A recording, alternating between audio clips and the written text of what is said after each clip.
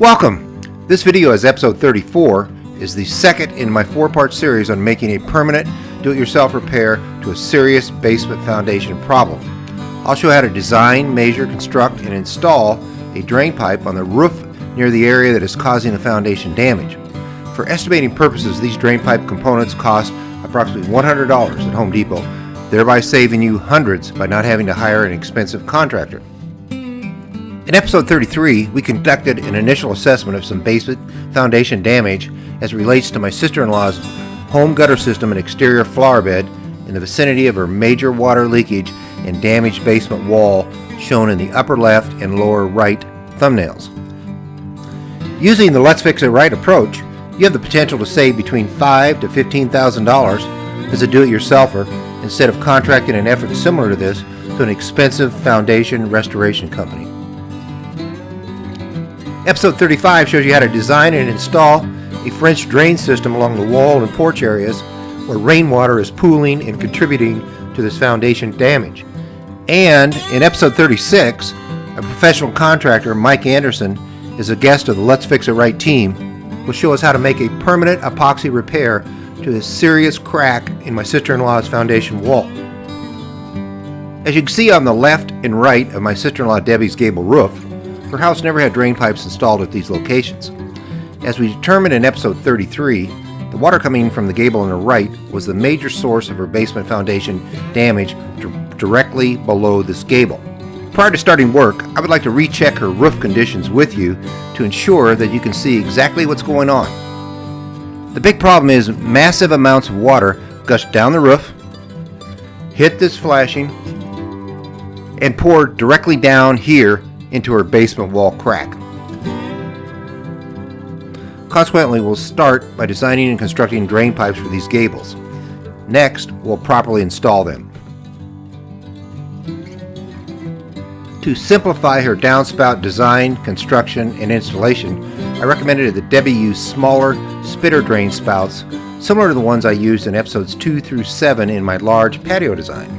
In other words, I recommended that Debbie use these smaller spitter drain spouts, which will effectively move water away from her house, flower bed, and foundation in lieu of installing full-fledged downspouts on her gable columns. By the way, my design and construction of this luxury patio are featured in this 6-part series in Let's Fix It Right episodes 2 through 7.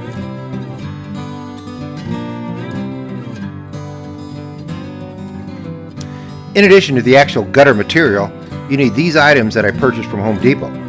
They are as follows: 2 left and 2 right end caps, drain pipe sealer glue, same color brown self-tapping gutter screws, 2 downspout elbows, 2 downspout outlets, matching brown gutter paint, and not shown, a 2-inch hole saw bit, which you'll see me use later.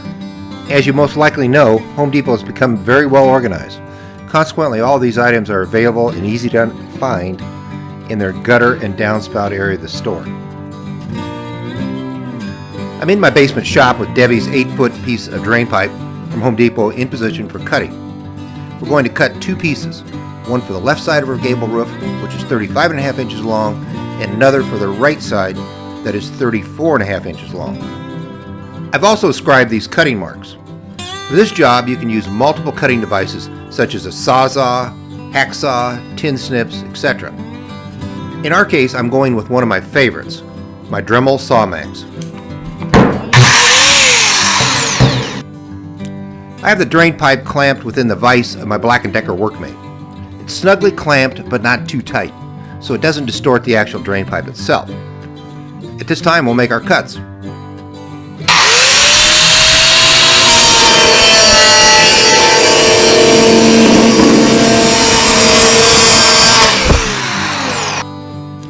As you can see, the Dremel Sawmax does a really nice job. I'll now move to the opposite side. 4 additional cuts.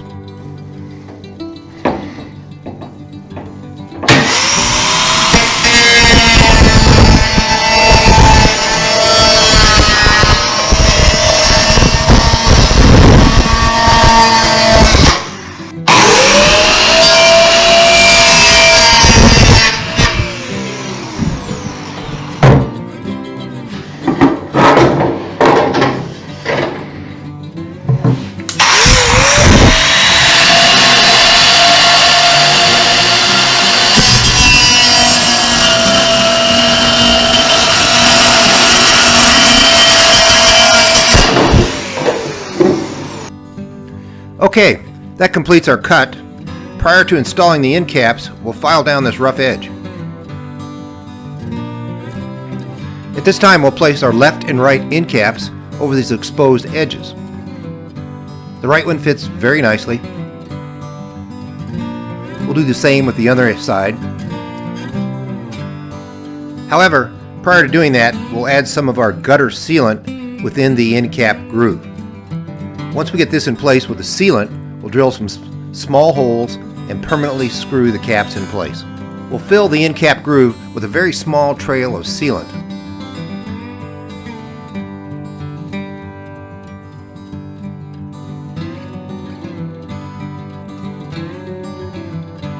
Sometimes it takes some minor adjustments to get these flexible aluminum gutter edges into place.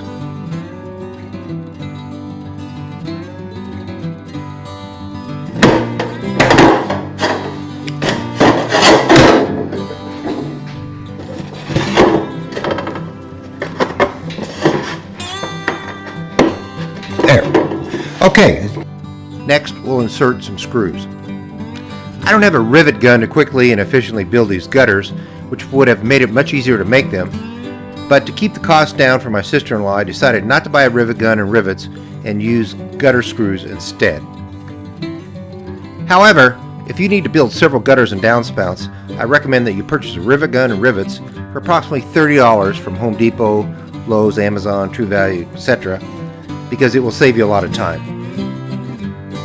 Nevertheless, I've set up a small pilot drill to accurately drill these holes in place. I also have a 1/4-inch nut driver set up for installing the color match gutter screws. Let's get started here.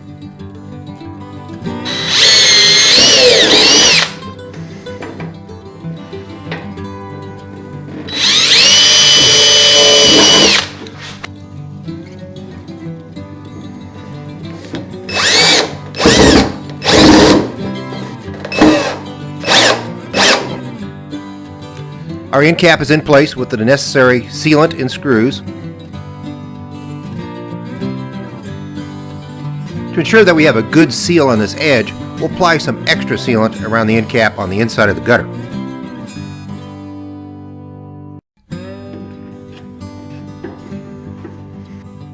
And as you can see here in the light, we've got a pretty good seal throughout that seam. This completes the seal.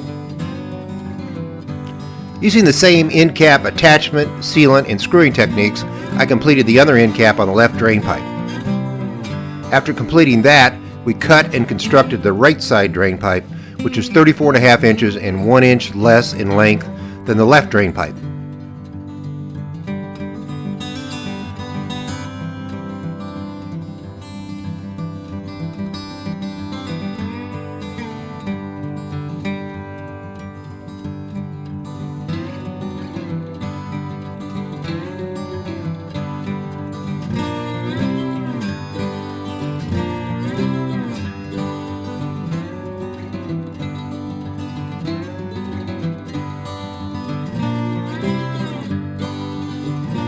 Both of the left and right side drain pipes built.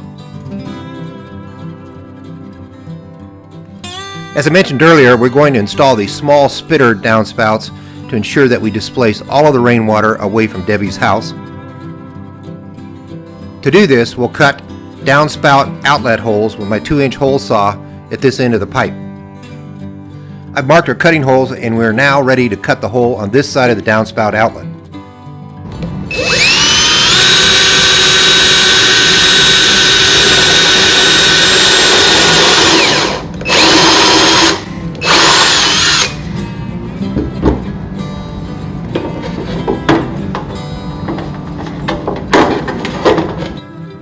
We've got this one started. We'll now start cutting the other side of the downspout outlet.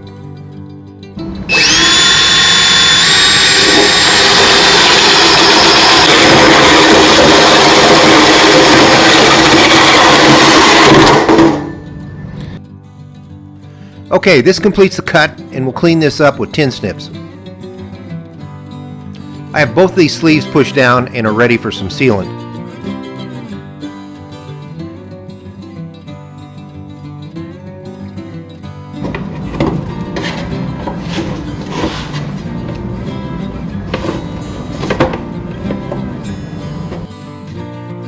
We'll push the downspout sleeves in place, clean them up, and secure them with some drain pipe screws.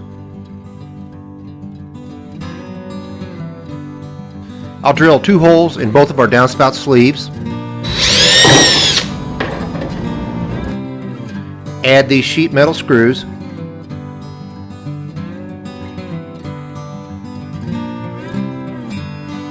And tighten them up with our drill and nut driver bit.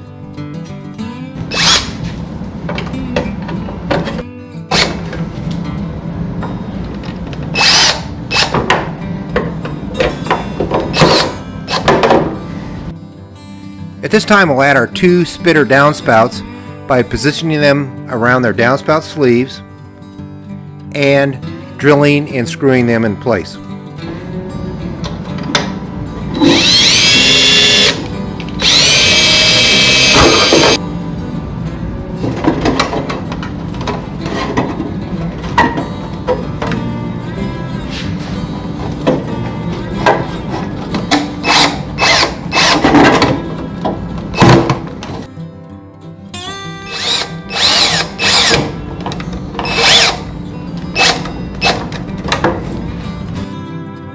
That completes our spitter downspout installation. Lastly, we'll do some spot painting to clean them up a little bit so they'll look brand new when we install them. This completes our drain pipe design and construction. We'll now install these drain pipes by drilling and screwing them in place on Debbie's front gable roof. I've returned to my sister-in-law Debbie's house to install her gutters.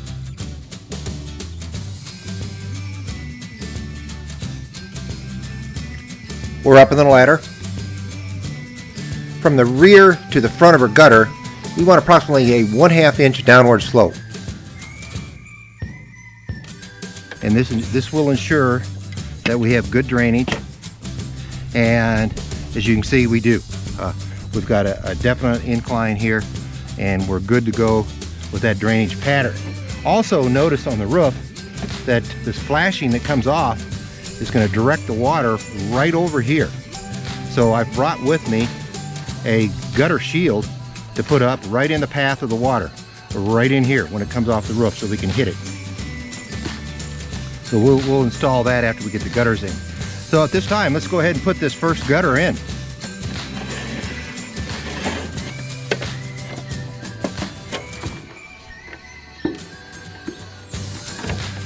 Okay, so to install the gutter, we're going to be using these gutter brackets, and normally you place those about 1 every 2 feet.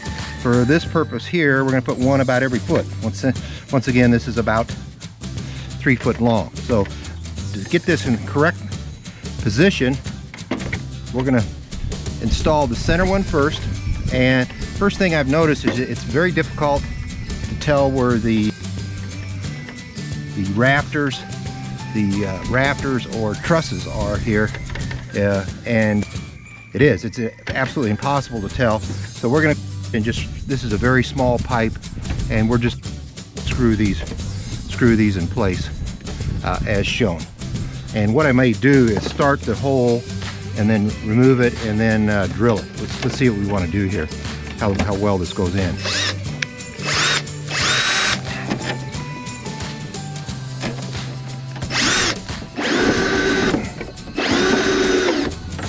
And it is going in really good without a pilot drill, so we won't even use a pilot drill.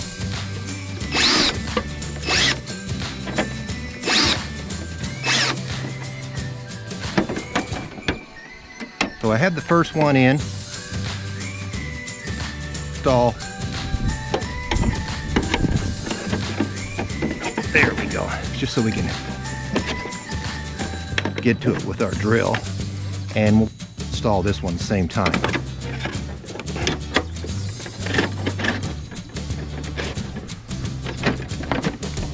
Okay, so we're looking good there. And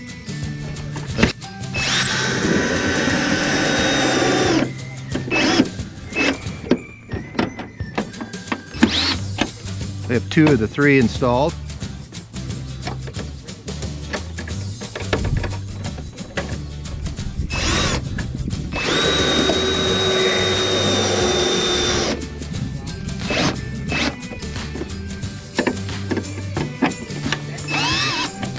And you can see how well these hanger brackets work.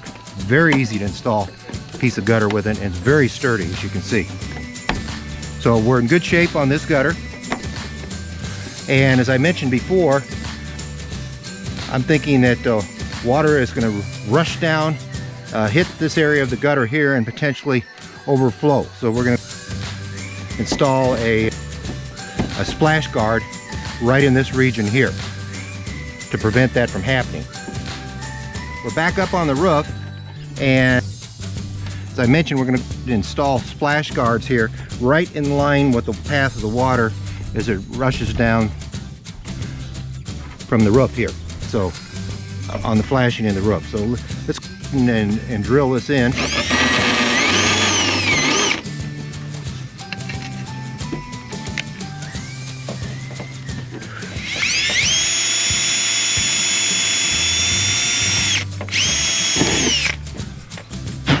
Okay, so that's one, and we'll insert that screw at this time. Okay, so I've got my screw situated here, and let's put this one in. These are self-tapping screws, so they go in really easy through this soft aluminum. You have to be careful not to strip them.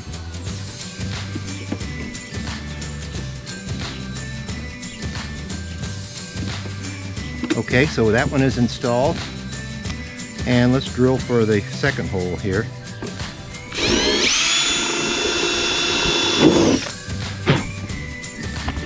And we'll put our second screw in.